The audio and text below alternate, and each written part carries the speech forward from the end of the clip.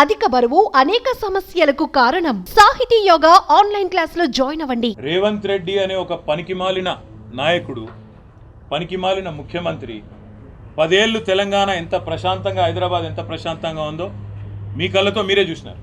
అందుకే హైదరాబాద్ ప్రజలు మాకు కడుపు నిండా ఆశీర్వదించి ఒక్క సీటు కూడా కాంగ్రెస్ పార్టీకి ఇవ్వకుండా అఖండమైన తీర్పునిచ్చినారు.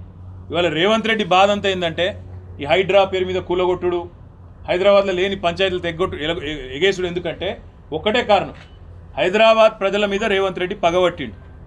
నాకు ఒక్క ఓటేయలే, ఒక్క సీటు ఇయ్యలే, నన్ను పనికిమాలిన వాడని చెప్పి హైదరాబాద్ ప్రజలు భావించిండ్రు అని చెప్పి పగబట్టి ఇవాళ లేని పంచాయతీలు పెట్టి ఒక చిల్లర మల్లర ప్రయత్నం చేస్తూ ఉన్నాడు.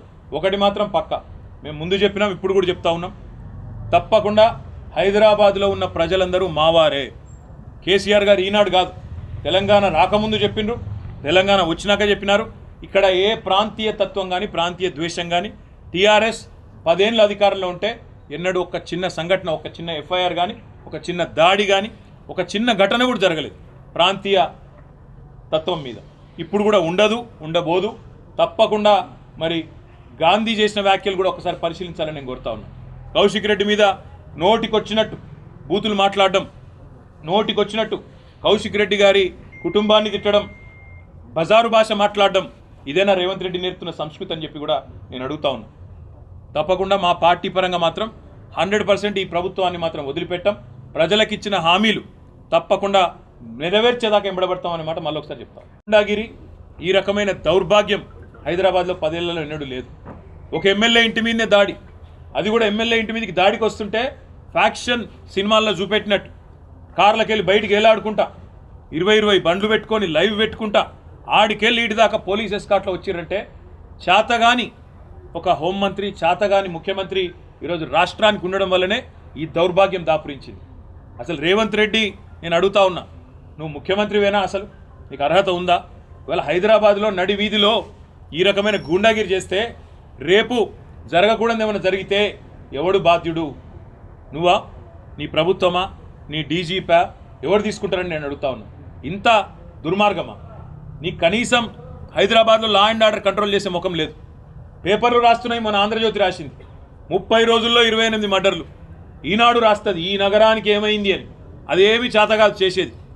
హోంమంత్రి ఉన్నాడో లేడో ఎవరికి తెలియదు, ముఖ్యమంత్రి ఎక్కడున్నాడో ఎవరికి తెలియదు. ఢిల్లీకి ఎక్కే విమానం, దిగే విమానం అన్నట్టు 22 సార్లు ఎక్కడు దిగుడు తప్ప పీకిందేమీ లేదు. కనీసం హైదరాబాద్లో శాంతి భద్రతలను కంట్రోల్ చేయలేని దౌర్భాగ్యపు ముఖ్యమంత్రి ఇవాళ ఒక ఎమ్మెల్యే ఇంటి మీదకి మాత్రం గూండాలను పోలీసులు ఎస్కాటించి పంపిన ఒక దౌర్భాగ్యపు చరిత్రహీన ముఖ్యమంత్రిగా రేవంత్ రెడ్డి మిగిలిపోతాడు. నేను అడుగుతా ఉన్నా, మా కౌశిక్ రెడ్డి అడిగిన ప్రశ్ననే, ఏ పార్టీలో ఉన్నావు గాంధీ? అసలు మీ 10 మంది ఎమ్మెల్యేలు ఎవడైతే పార్టీ మారినరో, ఎవరి ఇంటింటికైతే పోయి ముఖ్యమంత్రి అనేటోడు కండువా కప్పిండో, ఫస్ట్ మీరు ఏ పార్టీలో ఉన్నారో చెప్పండి. మీకు ఇప్పటికే స్పీకర్ దగ్గర పిటిషన్లు ఉన్నాయి 10. స్పీకర్ గారు కూడా తేల్చాలా. ఇవన్నీ కాదు, ఇవేమీ లేదు, మేము రైతు రుణమాఫీ మీద అడిగితే, లేదా వరద బాధితుల తరఫున ప్రశ్నిస్తే, లేదా రైతు బంధు ఎప్పుడు ఇస్తామని అడిగితే, మహిళా సోదరిమణులకు 2500 ఎప్పుడు ఇస్తామని అడిగితే, లేదా పెన్షన్లు ఎప్పుడు పెంచుతామని అడిగితే, 100 రోజుల్లో గ్యారంటీలు అమలు చేస్తా అన్న సన్నాసి ఎక్కడ తెచ్చిండు ముఖ్యమంత్రి అని అడిగితే తట్టుకోలేక హెడ్లైన్ మేనేజ్మెంట్ కోసం, అటెన్షన్ డైవర్షన్ కోసం ఒక దిక్కు హైడ్రా అని హైడ్రామా, ఇంకో దిక్కు ఈ రకంగా ఎమ్మెల్యేల ఇంటి మీదకే గూండాలను పంపడం అంటే దీనికంటే సిగ్గుచేటు ఇంకొకటి ఉండదు.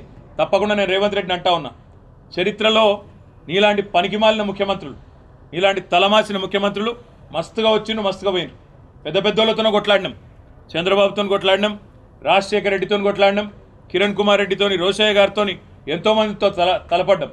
నువ్వు వాళ్ళందరికంటే కూడా చాలా చిన్నోడు, చిట్టినాయుడు, నువ్వు చాలా చిన్నోడవు. నేను మా దగ్గర మా భాషలో చెప్పాలంటే హైదరాబాద్లో బుల్లబ్బాయి అంటారు నీలాంటి. ఇలాంటి బుల్లబ్బాయిలు, చిట్టినాయుళ్ళు చాలామందిని చూసినాం.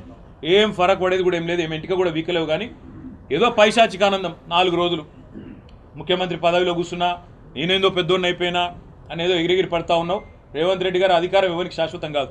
సుమన్ టీవీలో మీ పర్సనల్ అండ్ బిజినెస్ ప్రమోషన్స్ కోసం కింది నెంబర్కి కాంటాక్ట్ చేయండి.